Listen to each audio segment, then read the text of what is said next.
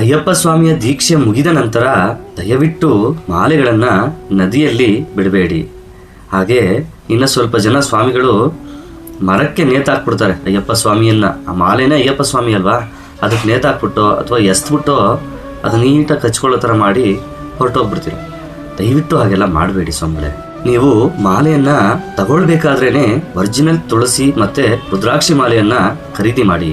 ಹಾಗೆ ನಿಮ್ಮ ಸಾಮರ್ಥ್ಯಕ್ಕೆ ಅನುಗುಣವಾಗಿ ಅದಕ್ಕೆ ಕಾಪರೋ ಅಥವಾ ಬೆಳ್ಳಿನೋ ಸುತ್ತಿಸ್ಕೊಳ್ಳಿ. ಅದನ್ನು ಪರ್ಮನೆಂಟಾಗಿ ನಿಮ್ಮ ಜೊತೆ ಪ್ರತಿ ವರ್ಷ ಅದನ್ನು ಕ್ಯಾರಿ ಮಾಡಿ. ಇದು ಯಾಕೆ ಹೇಳ್ತಾ ಇದ್ದೀನಿ ಅಂತಂದರೆ, ನಾವು ಮಾಲೆ ಹಾಕಿದಾಗ ದಿನನಿತ್ಯ ಶರಣುಘೋಷಗಳನ್ನ ಕೂಗ್ತೀವಿ, ಹಾಗೆ ಧ್ಯಾನ ಮಾಡ್ತೀವಿ, ಜಪ ಮಾಡ್ತೀವಿ.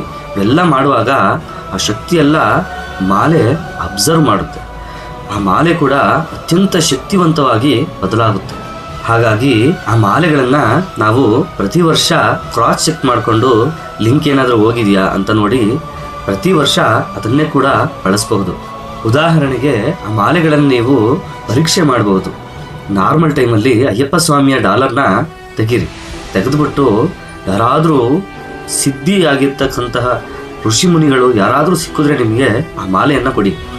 ಅವ್ರಿಗೆ ಆ ಮಾಲೆಯಲ್ಲಿ ಯಾವ ಶಕ್ತಿ ಅಡಗಿದೆ ಮತ್ತು ಆ ಮಾಲೆಯ ಮುಖಾಂತರ ನೀವು ಯಾವ ದೇವತಾ ಉಪಾಸನೆಯನ್ನು ಮಾಡಿದ್ದಾರೆ ಅಂತ ಥಟ್ಟಂತ ಹೇಳ್ತಾರೆ. ಅಷ್ಟು ಶಕ್ತಿ ಇರುತ್ತೆ ಆ ಮಾಲೆಗೆ. ಹಾಗೆಯೇ ಆ ಮಾಲೆಯನ್ನು ಯಾವುದಾದ್ರೂ ಮಕ್ಕಳಿಗೋ ಅಥವಾ ಯಾರಿಗಾದ್ರೂ ಹುಷಾರಿಲ್ಲದೆ ಇರೋರಿಗೆ ತಾಕಿಸಿದ್ರೆ ಕೂಡ ಹುಷಾರಾಗುವಂತಹ ಸಂದರ್ಭಗಳು ಎಷ್ಟೋ ನಡೆದಿದೆ. ನನ್ನ ಮನಸ್ಸಾಳು ಅರಸನೇ ಶರಣಮಯ್ಯಪ್ಪ.